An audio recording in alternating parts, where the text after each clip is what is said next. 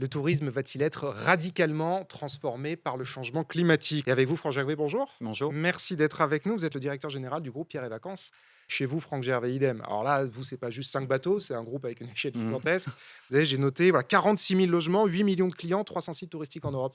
C'est ça, il y a Pour un groupe aussi gros, ça veut dire quoi la transition climatique? le 1er point, c'est qu'on a des touristes qui sont des touristes locaux de proximité. En moyenne, ils habitent à 300 ou 500 kilomètres du lieu qu'ils viennent visiter pour les vacances, un Pierre et Vacances ou un Center Parcs. Donc un touriste de proximité, il émet 5 à 10 fois moins de CO2 qu'un touriste international. Donc j'allais dire par essence, on émet moins. Ensuite, Pardon, ça a toujours été le cas pour votre entreprise? Vous avez ça a toujours toujours eu été une le cas, clientèle ouais, locale? tourisme de proximité, Ok. clientèle locale. Et le deuxième cas, c'est qu'on dit: «Bah oui, mais on veut quand même s'améliorer».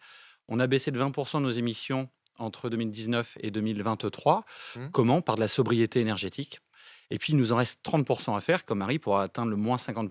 Et là, on fait un vrai changement de mix énergétique. On passe à la biomasse, au photovoltaïque, à la géothermie. On a déjà 30 d'énergie renouvelable dans nos 29 Center Parks. Donc voilà, on a une question de taille, d'échelle, mais on y va vraiment à fond.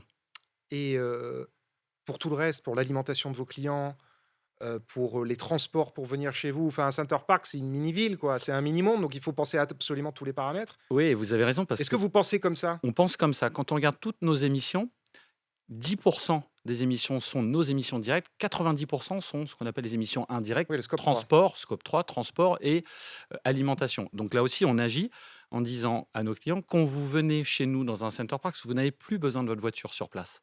Donc venez en train, il y a des navettes pour vous acheminer jusqu'au Center Parcs. On organise ça avec la SNCF. Pareil pour le ski, pour aller dans les stations de ski chez Pierre et Vacances. Et donc, on incite vraiment à ce changement d'habitude pour aller sur le lieu de résidence. Et Donc, très concrètement, quel impact vous avez sur vos clients? Comment vous pouvez les inciter? de notre côté, il y a peut-être deux cas concrets.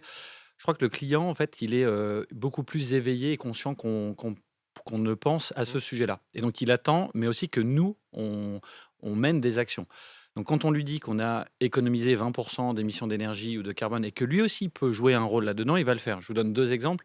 On a tous au ski probablement mis à fond le chauffage pendant la journée quand on allait skier, en se disant: quand on va revenir, au moins l'appartement sera chaud, on va pouvoir faire sécher nos combis, nos gants.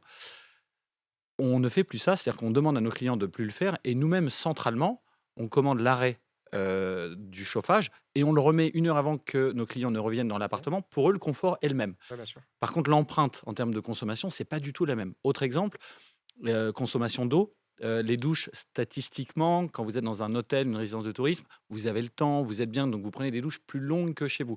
Et donc, on a mis un petit gimmick qui est la durée de votre chanson préférée, en disant: bon voilà, passé cette durée, il est temps de sortir de la douche. Mais on n'est pas dans le fait de condamner, mais voilà, on OK. gamifie un petit peu et on voit que ça marche auprès des clients. Est-ce Beh, que pour vous, il y a des territoires condamnés où on pourra plus aller voyager, faire du tourisme? il y a des territoires où ce sera plus compliqué, mais déjà ceux où on sait qu'on est entre guillemets «chez nous», les Center Parcs. Vous avez 300 hectares, vous pouvez être complètement autonome.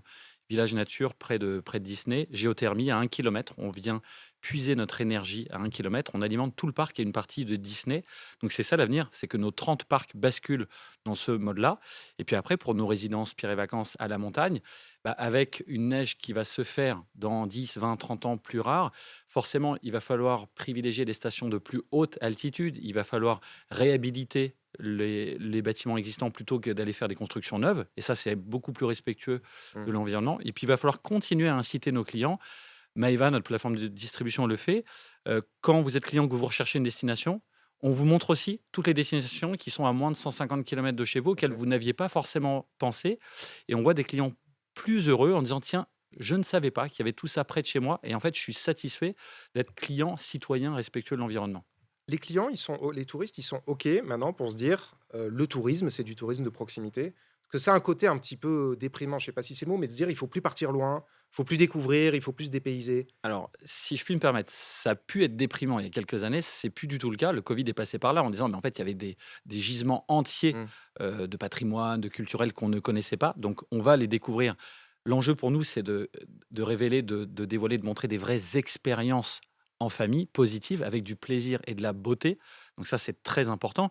Et puis après, je crois qu'il ne faut pas non plus tout radier. C'est-à-dire que heureusement que les clients vont continuer à aller moins souvent, certes, mais à l'autre bout du monde, parce que c'est la découverte et c'est l'enrichissement. Ouais. Bah, ouais, ouais, mais justement, il va falloir, placer le curseur au Moins. bon endroit, c'est ça qui est difficile.